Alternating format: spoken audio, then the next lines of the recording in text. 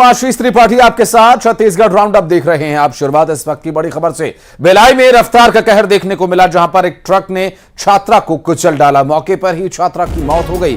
भिलाई के पंथी चौक पर यह हादसा हुआ, जहां पर एक ट्रक ने एक छात्रा को कुचल डाला। मौके पर ही इस हादसे में छात्रा की जान चली गई। दरअसल भिलाई के पंथी चौक पर यह हादसा हुआ था, जहां भिलाई में रफ्तार का कहर देखने को मिला। ट्रक ने छात्रा को कुचल डाला और मौके पर ही उसकी जान चली गई।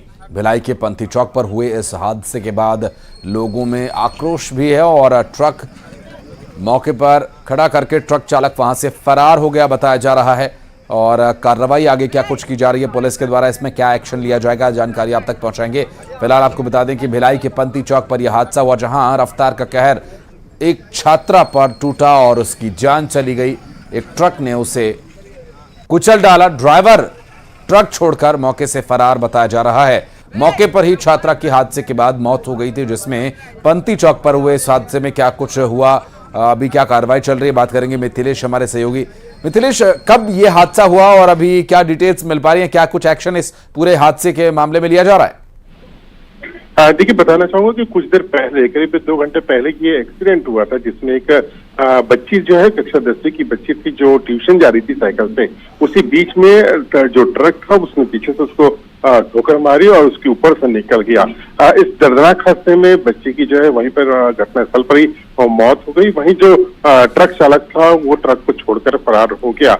मामले में पुलिस ने अपराध पंजीबद्ध कर लिया है और ट्रक चालक की तलाश की जा रही है। लेकिन सबसे बड़ी बात यह है कि जिस तरह से भिलाई टाउनशिप के पंथी चौक में ये घटना हुई है, वैसे भी यहाँ पर प्रतिबंध होता है कि कोई भी हैवी व्हीकल्स जो है वो यहाँ से गुजरना उनके लिए प्रतिबंधित होता है। लेकिन वहां पर ट्रक कैसे आया, वो कैसे गुजरा, ये एक जरूर जांच का विषय है। लेकिन लगातार जिस तरह से घटनाएं हो रही है वो चिंतनीय विषय है, क्योंकि कल ही एक भिलाई में और घटना हुई थी, जिसमें एक ट्रॉली जो है वो लापरवाही पूर्वक चला रहा था। एक दूसरे से ट्रॉलियां कनेक्ट थी, कनेक्टर उसका खुल गया था, वो ट्रॉली लहराते हुए एक दंपति के ऊपर चढ़ गई थी, जहां उनकी दर्दनाक मौत हो गई थी। तो कहीं ना कहीं लापरवाही यहाँ पर देखी जा रही है और पुलिस के एक्शन की आवश्यकता है, क्योंकि जहां भी देखा जाता है कि प्रतिबंधित क्षेत्र रहता है, वहां अक्सर ये ट्रक वाले घुस जाते हैं और कहीं ना कहीं दुर्घटना हो जाती है। तो कहीं ना कहीं पुलिस को कड़ी कार्रवाई करने की बेहद आवश्यकता है। बहुत शुक्रिया आपका इस जानकारी के लिए मिथिलेश। और बढ़ते आगे, रुक करेंगे अन्य खबरों का। बलरामपुर में भ्रष्टाचार को लेकर एफआईआर, कृषि अधिकारी सहित 5 लोगों पर दर्ज किया गया मामला। तालाब निर्माण में गबन का आरोप है। कोर्ट के आदेश पर मामला दर्ज हुआ है, जहां भ्रष्टाचार के आरोपों के चलते एफआईआर दर्ज की गई है। कृषि अधिकारी और कुल मिलाकर 5 लोगों पर यह मामला दर्ज किया गया। तालाब निर्माण मामले में गबन का आरोप लगाया और कोर्ट के आदेश पर यह मामला दर्ज किया गया है। सूरज गुप्ता हमारे सहयोगी जुड़ गए हमारे साथ, बात करेंगे उनसे। सूरज, क्या धाराएं लगाई गई हैं और ये गबन का मामले का खुलासा कैसे हुआ था? जी, मैं बता दूं कि ये किसी भी अधिकारी और पूर्व थाना प्रभारी के खिलाफ ये मामला दर्ज किया गया है, जहां तालाब निर्माण में 10,70,000 रुपए के गबन का मामला है। कोर्ट के आदेश के बाद शंकरगढ़ थाने में एफआईआर दर्ज किया गया है। इनके विरुद्ध धारा 409, 420, 467, 468, 471 भारतीय दंड विधान संहिता के तहत मामला दर्ज करते हुए कार्रवाई की गई है। इसमें एक शख्स ने याचिका दायर की थी। याचिका के सुनवाई होने के बाद मामले का खुलासा हुआ है, जहां पर ये पाया गया कि जो इनके द्वारा कार्य पूर्णता का प्रमाण पत्र प्रस्तुत किया गया था, जो गलत था, और उसका प्रमाण पत्र प्रस्तुत करने के बाद राशि का गमन किया गया था। जहां कोर्ट के आदेश के बाद इनके खिलाफ मामला दर्ज किया गया है और आगे की कार्रवाई जारी है। इस मामले पर अतिरिक्त पुलिस अधीक्षक निमेश कुमार बराया ने जानकारी देते हुए बताया है कि एफआईआर कर ली गई है और आगे पुलिस के द्वारा जांच कार्रवाई जारी है और संबंधित विभाग से इसके दस्तावेज की मांग की जा रही है। जी, बहुत शुक्रिया आपका इस जानकारी के लिए सूरज। और नारायणपुर के अबुझमाड़ के जंगल में पुलिस नक्सलियों की मुठभेड़ हो गई, जिसमें जवानों ने 7 नक्सलियों को ढेर कर दिया और जवानों ने 5 नक्सलियों के शव बरामद किए हैं। दरअसल बीजापुर नारायणपुर की सीमा पर नेशनल पार्क में मुठभेड़ हुई थी। सुरक्षा बलों ने मौके से AK-47 समेत बड़ी मात्रा में नक्सली सामग्री बरामद की। जवानों ने इस ऑपरेशन को सूर्य शक्ति .5 नाम दिया। इस ऑपरेशन में 800 जवान शामिल हुए। बता दें कि मुठभेड़ सुबह से चल रही है। डीआरजी, एसटीएफ और बस्तर बटालियन के जवानों ने ये ऑपरेशन चलाया।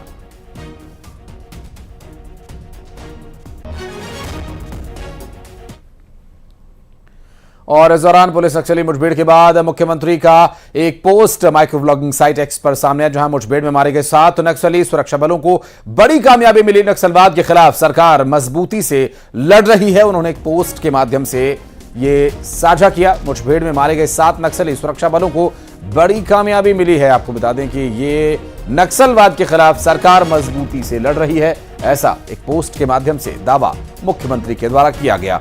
और इस पूरी मुठभेड़ का उन्होंने जिक्र करते हुए 7 नक्सलियों के मारे जाने की बात कही है। और तस्वीरें जो हम आपको दिखा रहे हैं, एक तरफ आप देख सकते हैं मुख्यमंत्री के ट्वीट का एक चित्र, और उन्होंने ट्वीट किया, नारायणपुर बीजापुर में सुरक्षा बलों की बड़ी कामयाबी, नक्सलियों के साथ मुठभेड़ हुई है, जवानों को मिली बड़ी कामयाबी। मुख्यमंत्री विष्णुदेव साय ने मुठभेड़ में 7 नक्सलियों के मारे जाने की खबर है, ऐसा लिखा। और माइक्रो ब्लॉगिंग साइट पर लिखते हुए कहा कि निश्चित ही सुरक्षा बलों को ये बड़ी कामयाबी मिली है, नक्सलियों के खिलाफ सरकार मजबूती से लड़ रही है। और रायपुर में पिता पुत्र के साथ मारपीट मामले में देवपुरी में 6 से 7 युवकों पर आरोप मारपीट करने का लगा। दरअसल पेट्रोल पंप से लौट रहे थे पिता पुत्र, पत्थर और लात घूसे से मारपीट की गई, जिसका एक सीसीटीवी वीडियो भी सामने आया। बता दें कि टिकरापारा पुलिस पूरे मामले की जांच में जुटी हुई है।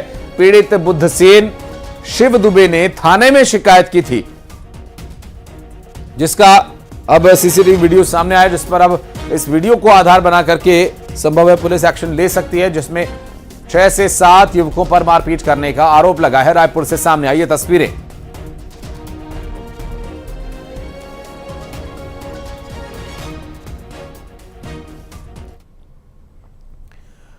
और वहीं बिलासपुर में न्यूज 18 की खबर का बड़ा असर हुआ। खून की कमी की खबर दिखाए जाने के बाद ब्लड के लिए समाज सेवी संगठन आगे आए हैं और समाज सेवी शहर में 2 शिविर लगाएंगे। और शिविरों का एक मकसद है कि कम से कम 1000 यूनिट ब्लड जुटाया जाए, जिससे शहर में जो ब्लड की शॉर्टेज चल रही है, खून की कमी चल रही है, उसे दूर किया जा सके।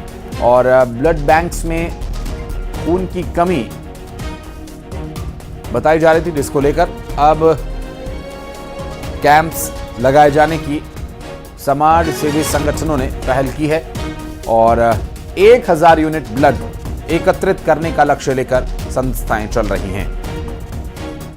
न्यूज़ 18 के द्वारा एक खबर प्रकाशित हुई थी, जिसमें ब्लड बैंक में ब्लड की बहुत कमी देखी गई थी। तो पायल एक नया सवेरा वेलफेयर फाउंडेशन बिलासपुर पुलिस के संयुक्त तत्वाधान में आज IMA हॉल में ब्लड डोनेशन कैंप का आयोजन किया गया है। और वो न्यूज़ देखने के बाद SP सर से मेरी मुलाकात हुई, जिसमें सर ने भी अपनी सहमति दिखाई कि ये ज़रूर होना चाहिए, क्योंकि ब्लड बैंक में बहुत कमी है ब्लड की।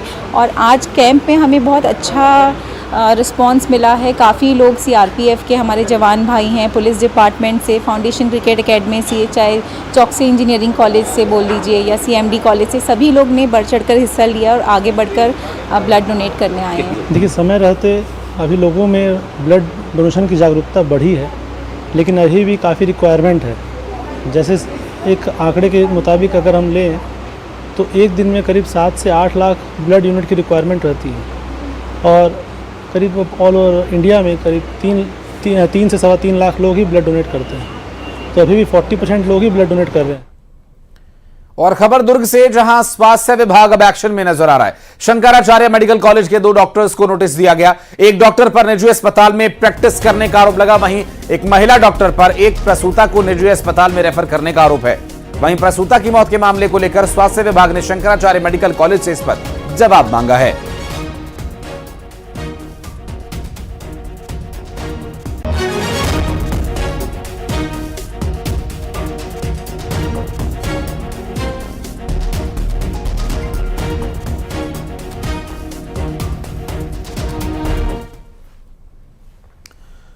और बिलासपुर में सिम्स मेडिकल कॉलेज की व्यवस्थाओं पर सवाल उठ रहे हैं। फैकल्टी, जरूरी संसाधनों की कमी को लेकर नेशनल मेडिकल कमीशन ने सिम्स पर जुर्माना लगाया। और यही नहीं, कमीशन ने 2 महीने में जरूरी व्यवस्थाओं को पूरा करने को कहा। ऐसा न होने पर सिम्स की मान्यता रद्द किए जाने की चेतावनी दी गई है। सिम्स पर नेशनल मेडिकल कमीशन ने 3 लाख रुपए का जुर्माना लगाया है।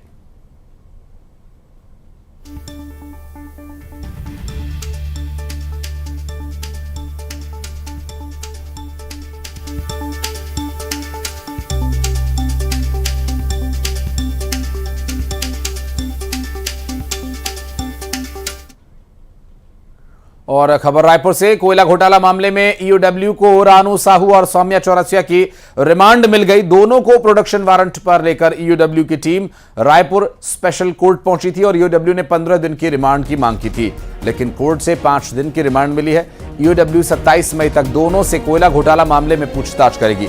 इससे पहले तक निलंबित आईएएस रानू साहू और सौम्या चौरसिया रायपुर सेंट्रल जेल में बंद थीं। प्रदेश में हुए 500 करोड़ से अधिक के कोल स्कैम मामले में ईओडब्ल्यू ने दोनों आरोपियों से नए सिरे से पूछताछ करने की बात सामने आई और इन आरोपियों पर आरोप है कि कोल लेवी वसूली का काम करते थे और अधिकारी होकर पद का दुरुपयोग भी।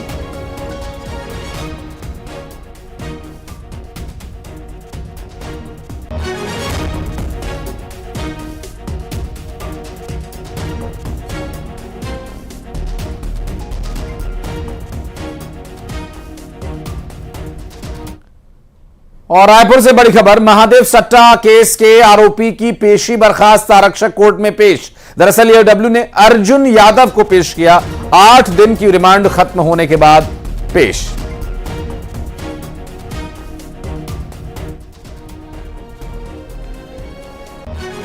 सूरजपुर में पड़ रही भीषण गर्मी के बीच ग्रामीण इलाकों में लोग जल संकट से जूझ रहे हैं।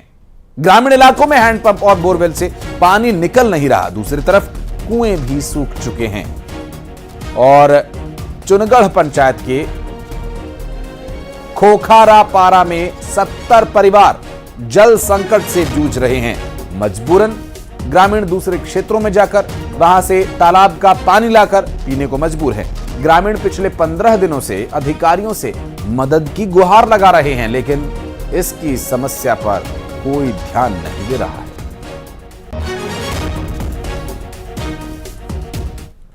माध्यम से यहाँ पे खबर आई है, अब मैं इसको इंस्पेक्शन कराता हूँ और उसके बाद में देखते हैं। जल जीवन मिशन में पानी टंकी पाइपलाइन का काम तो चल ही रहा है, उसके माध्यम से हम उसमें पानी कैसे पहुंचा सकते हैं। लेकिन भैया थान में भी वैसे भी पानी नहीं, मतलब जो सूरजपुर जिले में सूरज के उगलते आग से आम जनजीवन प्रभावित है, जहां बेतहाशा गर्मी लोगों के लिए समस्या का सबब बना हुआ है। ऐसे में सूरजपुर के ग्रामीण इलाकों में पानी की समस्या हर जगह देखने को मिल रही है। लेकिन हम अभी खड़े हैं चुनगढ़ी गांव के खोखापारा में, जहां 70 परिवारों की यहां बसावट है और यहां के लोग बीते 15 दिनों से पानी की किल्लत से जूझ रहे हैं। जहां हैंडपंप ड्राई हो चुके हैं, बोरवेल खराब पड़े हुए हैं, कुएं जो हैं वो सूखे पड़े हैं। यहाँ आम जनजीवन प्रभावित है, लेकिन अधिकारियों की उदासीनता यहां पर बरकरार है। अधिकारियों का दावा है कि उन्हें मीडिया के माध्यम से जानकारी मिलने के बाद वो गांव में पहल करेंगे। उनका दावा है कि जल्द यहां सुधार किया जाएगा। ऐसे में जो यहां के ग्रामीण है वो हमारे साथ मौजूद हैं। दीदी, कब से पानी की परेशानी, किस तरह से जूझ रहे हैं आप लोग? 15 दिन से। क्या समस्या है? पानी से। तो कैसे आप लोग का जीवन कैसे चल रहा है? दूर पानी लेने जाते हैं सर। कितना दूर जाना पड़ता है? बहुत दूर। कितना आप लोग को हैंडपंप वगैरह का कुछ सुधार हुआ, कुछ बना है? नहीं हुआ था, लेकिन बिगड़ गया फिर से। 1 दिन 2 दिन चलता है, उसके बाद बिगड़ ही जाता है। तो फिर समस्या किस तरह से हो रहा है पीने के लिए? बहुत भारी समस्या है। अब देख रहे हैं कि यहाँ भी छोटे छोटे बच्चे नहाने धोने के लिए बहुत तकलीफ है। सब तालाब चल देते हैं, तालाब भी सूख गया है, कुआं देख रहे हैं पूरा सूख गया है। क्या लगता है किसका? इसमें तो प्रशासन का ही लग रहा है और सरपंच सचिव को भी बार बार अवगत कराते हैं हम लोग, तो भी सुधार नहीं हो पाता है। इनके लिए परेशानी का सबब अधिकारियों के दावे अपने जगह हैं। उनका दावा है कि जल्द सुधार किया जाएगा, लेकिन 15 दिनों से पीने के पानी से जूझते ये 70 परिवार को लेकर शासन प्रशासन क्या कितना गंभीर होता है और क्या कुछ कार्रवाई करता है, ये तो देखने वाली बात होगी। वरुण राय, न्यूज़ 18 सूरजपुर। और महासमुंद जिले के आदिवासी बाहुल्य ग्राम बोरिद में लोग बूंद बूंद पानी के लिए तरस रहे हैं। गांव के 20 से 25 परिवार ऐसे हैं जो झीरिया का पानी पीने को मजबूर हैं। 452 लोगों की आबादी वाला यह गांव जंगल और पहाड़ियों के बीच बसा है। गांव में जल जीवन मिशन के तहत पानी की टंकी का निर्माण का कार्य तो शुरू हो गया, पाइपलाइन भी बिछ चुकी है, लेकिन बोर की खुदाई नहीं हो पाने की वजह से लोगों को पानी नहीं मिल रहा है। गांव में जल स्रोत सूख चुके हैं, 3 बोरिंग बंद पड़ी हैं। एक बोरिंग से गंदा पानी आ रहा है, जिससे ग्रामीणों को पीने के पानी का संकट घेरे हुए है। महासमुंद जिले के बोरिद गांव में जहां आज़ादी के 75 वर्ष बीत जाने के बाद भी आज लोग जो हैं बूंद बूंद पानी के लिए किस तरह से तरस रहे हैं, वो आज आपको हम जमीनी हकीकत दिखाएंगे। अच्छा ये बताइए, आप झरिया का पानी सुबह शाम लेने आते हैं, क्या है इसी पानी को पीते हैं? पीते हैं, खाना भी बनाते हैं, सब कुछ करते हैं। नहाने के लिए कैसे करते हैं? यहीच में नहाते हैं। जी आपसे जानना चाहेंगे यहाँ पानी की क्या कुछ व्यवस्था है? यहाँ पानी का व्यवस्था नहीं है, वहाँ पर है। यहाँ के लोग झरिया के पानी पीते हैं, इसी में निस्तारी करते हैं, हर चीज के लिए यहीं से ले जाते हैं। तो इसके लिए आप लोगों ने पंचायत प्रस्ताव नहीं किया क्या कि लोग इस तरह से पानी रेत खोद कर पानी पीने को मजबूर? पंचायत प्रस्ताव किए हम लोग, लेकिन सरपंच है ना, कैसे करते हैं क्या करते हैं हमको मालूम नहीं पड़ते। पानी की व्यवस्था नहीं हो पाती। पानी की व्यवस्था नहीं हो पाती। आपको पुनः एक बार दिखाऊं कि लोग किस तरह से यहाँ पे पानी लेने के लिए मजबूर हैं। आप देख सकते हैं वो छोटी सी गुंडी में उठाकर इस तरह से यहाँ पे पानी रखा जाता है और उसको ऐसे ही पानी ले जाते हैं। क्या इस पानी को उबालते हैं कि ऐसे ही पीते हैं? ऐसे ही पीते हैं सर।